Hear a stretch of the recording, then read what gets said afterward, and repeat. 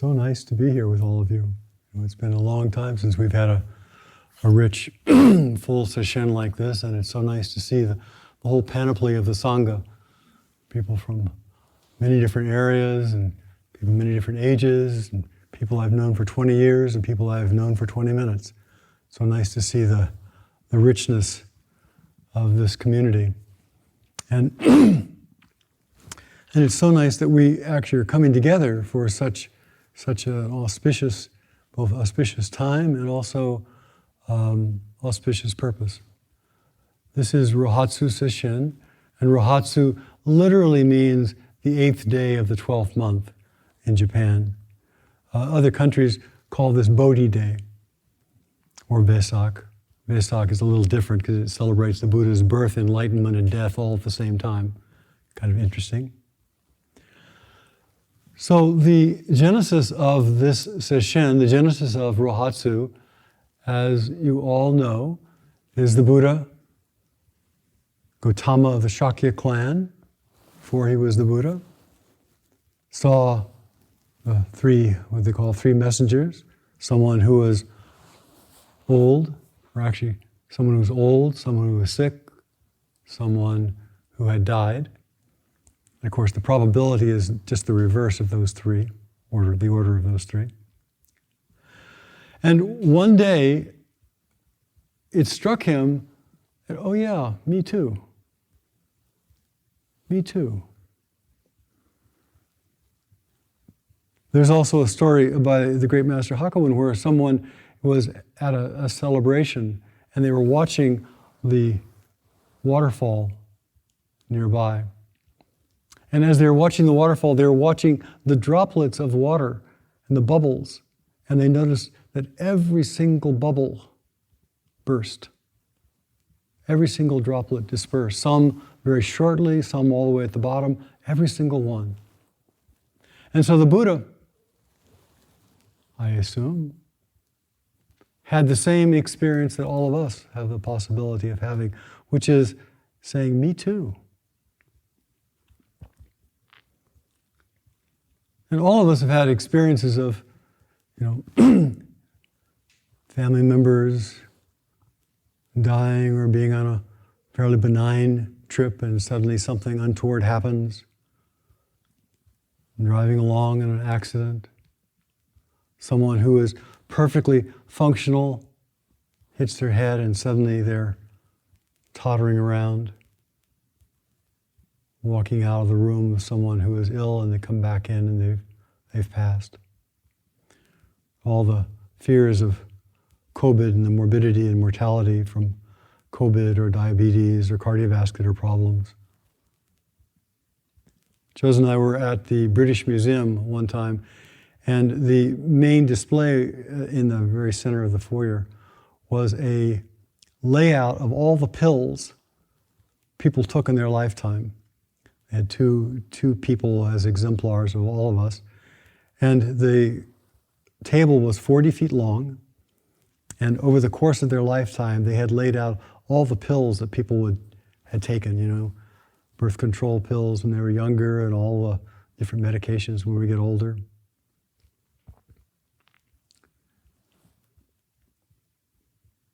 So we have those truths, or just the truth of our own increasing infirmity for some of us. And that is the impetus for the spiritual path. Me too. All that I've worked for, all that I've protected, all that I've cherished, all that I value, I will be separated from it. All pleasures will come to an end. All achievements will be forgotten. Everything we have built or collected will fall apart, become irrelevant. So, in the face of that, what is the meaning and purpose of life? And that heart question, what's it all about? Why am I here? What's going on? I work so hard and it all disappears. What's the meaning? What value does anything have? And if we are fortunate, as all of us are very, very fortunate, we have the wonderful blessing of encountering people and traditions which say there are answers to these questions, say there is meaning, which say you can know this, the answer to this imponderable mystery.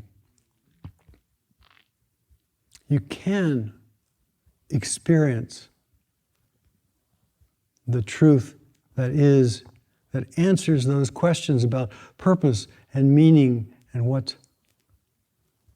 why am I here? Gautama saw a monk, an exemplar of somebody who was practicing, and that inspired him to take the fuel of impermanence and apply it to the spiritual path. And we start walking the path. And we come here to Rōhatsu. Now, it is important as we're walking this path to recognize it has a goal. There is there are achievements in a way. There is a recognition. There is a waking up. It's not just a meaningless this moment, this moment, this moment, but there is a larger understanding which we can wake up to. And so we come together in this particular Rohatsu Sesshin both to practice realizing that which has not yet been realized and to support one another in waking up. Now, it is also technically a celebration and an honoring of the Buddha's waking up to the truth that is liberating. But the way that we honor the Buddha is by tasting that experience directly for ourselves, to know it, to become one with it, to meet the Buddha right here, right now. And to touch that truth which has been inspiring to generation after generation to millions of people over the course of the last 2,500 years. And we are fortunate to come together to be surrounded by companions who are determined to wake up, who are determined to touch, know for themselves. And as we come together, of course, all the challenges to our realization come to the fore. Become apparent. And that's part of this noble task that we're engaged in. The foundation, the ground, is the ground of being, which is being present right here, right now. Being aware and concentrated in the direct, vivid experience of this life, this body being breathed, this tingling aliveness that is our most intimate experience.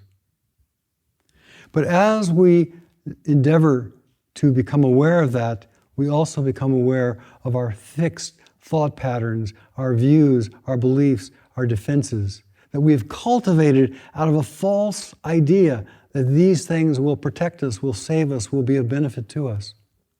And we may have begun spinning a cocoon around us, a cocoon which we thought was a cocoon of safety, we thought was a cocoon of protection. But we can look back and see it's a cocoon, often of fear, a cocoon of insulation. Nothing wrong with that, just the way it happens, just the way just the way we develop. We develop unskillful habits of mind. The number one is we develop an We have a conclusion about something, and then we believe our conclusion, and we act on our conclusion, and then on and on. It gets more and more tangled as we go on. So we come together for Rōhatsu to see clearly, to break through this cycle, to become aware of that which is delusion, and that which we have generated that stands in our own way, we look beyond. We come together to Rōhatsu with the confidence that by walking this path, by being intimately engaged in our life, it will open the heart of compassion. And it will give us motivation to function skillfully in the world. And of course, we begin with concentration. Concentration in the body, the first foundation of mindfulness. Every practice has a body element. The body, mind, the world, they're not two things. Every practice has a body element. So it's very important at the very beginning of Sesshin to know what your practice is. Don't be confused.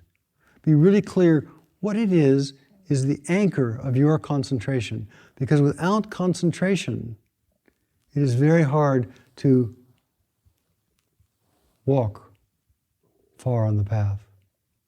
And concentration means to allow the body mind to take the scattered mind, which is so worried about all the stuff that happened in the past and all the stuff that might happen in the future and all the news and our problems in the past and all the anxieties about what, and to drop them all into the experience of the body here and now. The world is not two. And to be experienced, to experience the body here and now, stable, present, confident, is to experience the stability, the presence, and the confidence of the whole world, because they're not two. So know what your practice is. Know what it is you are resting in concentration in, starting with your own body, whether it be the little area above your upper lip, or it be the whole body all at once with a boundless nature, whatever it is, it all has a body anchor. And then to follow the guidance, not to change your practice, but to keep enlarging practice by feeling more and more intimately, by feeling more and more deeply, by having the inclusive mind.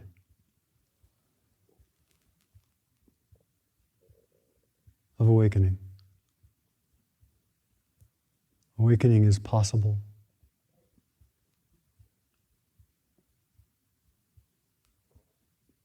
For us, for me, for you. It's possible because it is our essential, natural nature. And we call it waking up, just like we're asleep and unaware, and we suddenly wake up and we see a different world. And that waking up is what Rohatsu Sesshin is about. So we have this lovely container, this beautiful grounds and buildings. We have a container of silence so that we're not constantly engaging in the discriminating, separating mind, but we have an opportunity to actually settle the mind into the silence of the body, the silence that is present below sound all the time. We have the opportunity to do our own work. So we come together, but we don't have to engage in all the social niceties. Good morning and hello, and what do they think about me, and do they like me, and should I do this and should I do that? We have this very simple routine where each person can do their own work. And yet, we don't want to just ignore the living, breathing, vital human beings that are around us. And so as we pass, we bow. We just bow out of respect. We bow out of appreciation. We bow out of mutual support. We bow out of honoring this person's effort. We bow. We bow to life. It's recommended not to write, not to read, because writing and reading are by and large part of the discriminating mind, part of the mind that sorts things into right and wrong, good and bad, like and dislike. Part of the mind that is the nature of words. And so, as a general guideline, we are moving, touching that which is below words, that which is present before we even learn how to speak, before language.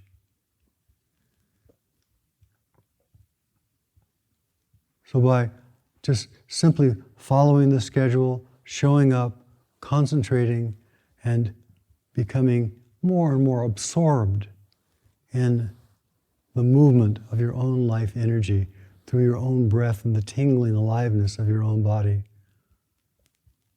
Right there is the place we wake up. Right there. So please have confidence. Have confidence in the path. Have confidence in your own capacity for the path. And all of you have some degree of confidence in the teachers, you wouldn't be here. And have faith. There's something mysterious going on that is bigger than we know. Have faith that there is a movement, a life energy that has brought us to this place and time, right here, right now. Out of all the infinite number of places we could have been in the world, and all the 8 billion people we could have had contact with, and all the infinite amount of time and space, somehow we are right here, right now. It's a miracle. Have faith that this miracle is important. Have faith that this miracle of being present in this particular place, this particular time, with these particular people, the universe needs it. Otherwise, it wouldn't be here. And because the universe needs us, we take full advantage of that and realize fully what it is that is always present. What it is right here that has always been free. And in this way, we touch and taste the Buddha's awakening and make the Buddha's awakening our own awakening. And it did not happen 2,500 years ago, but it happens now. Now.